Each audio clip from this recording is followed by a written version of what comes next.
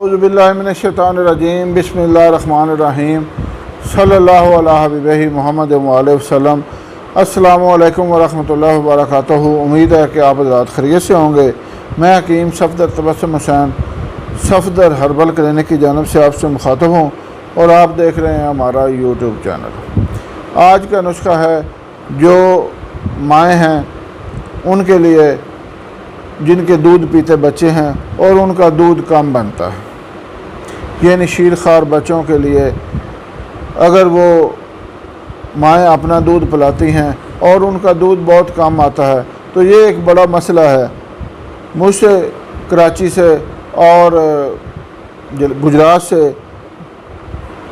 سرائے عالمگیر سے یہ 3-4 ماہوں نے مجھ سے رابطے کیے کہ حکیم صاحب ہمیں اس کے لیے کوئی اچھا سا نسخہ بتائیں، تو میں نے سوچا کہ اپنے چینل کے ذریعے یہ نسخہ بتا دیتے ہیں تاکہ اور بھی جو مائیں اس وجہ سے پریشان ہیں، والدین پریشان ہیں، ان کا یہ مسئلہ حل ہو سکے۔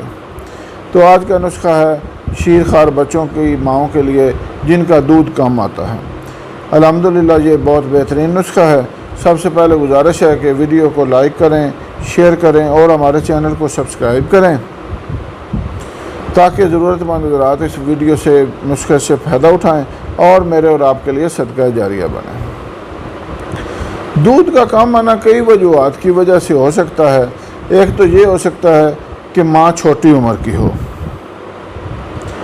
دوسرا اس کی وجہ یہ ہو سکتی ہے کہ خوراک کی کمی، تیسری اس کی وجہ یہ ہو سکتی ہے کہ ماں جو ہے وہ کسی اور جسمانی بیماری میں مبتلا ہو یا لمبے عرصے بیمار رہی ہو اور جسم کمزور ہو چکا ہو۔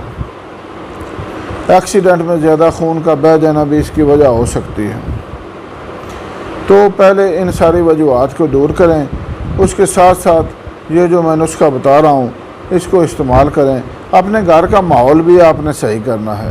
اگر آپ وہ بچی یا بہن اگر پریشان ہے، جو شیر خوار بچے کی ماں ہے، اس کو کسی قسم کی پریشانی ہے اور وہ پریشانی شدید ہے یا کوئی گہرا صدمہ ہے، تو اس کے ساتھ بھی دودھ کا کم آنا ہو سکتا ہے۔ تو ان ساری وجوہات کو دور کریں اور کوشش کریں کہ جو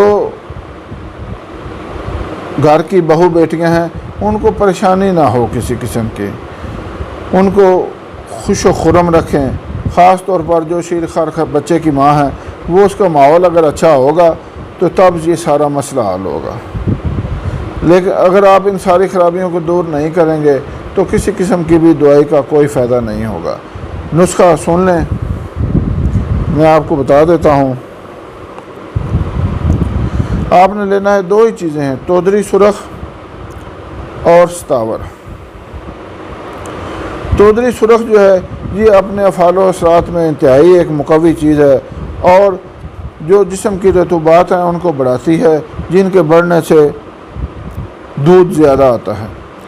اور ستاور بھی تقریباً انہی خصوصیات کی عمل ہے، اس میں وٹامن زیادہ ہیں۔ یہ دونوں آپس میں جب ملتی ہیں جو ایک بڑا اہم اور بہترین نسخہ بن جاتا ہے۔ دوبارہ سن لیں، تودری سرخ اور ستاور، ان کو آپ نے عام وزن لینا ہے اور اچھی طرح باریک پیس لینا ہے۔ شیشے کی ڈبی میں محفوظ رکھیں کیونکہ یہ جو رطوبات کے یہ ساون بادوں ہوتا ہے، اس میں اکثر جو سفوف کی دوائیاں ہوتی ہیں سفوف کی شکل میں، ان میں جالا پڑ جاتا ہے اور دوائی خراب ہونے کا خطرہ ہوتا ہے۔ 10-10 گرام صبح شام دودھ کے ساتھ استعمال کرائیں، انشاءاللہ اتنا دودھ آئے گا کہ سارا مسئلہ ہی حل ہو جائے گا۔ یہ میں کئی دفعہ استعمال کرا چکا ہوں اپنے مریضوں کو اور بہت زیادہ فائدہ ہوا ہے۔ امید ہے آپ بھی اس سے فائدہ اٹھائیں گے۔ اللہ حافظ۔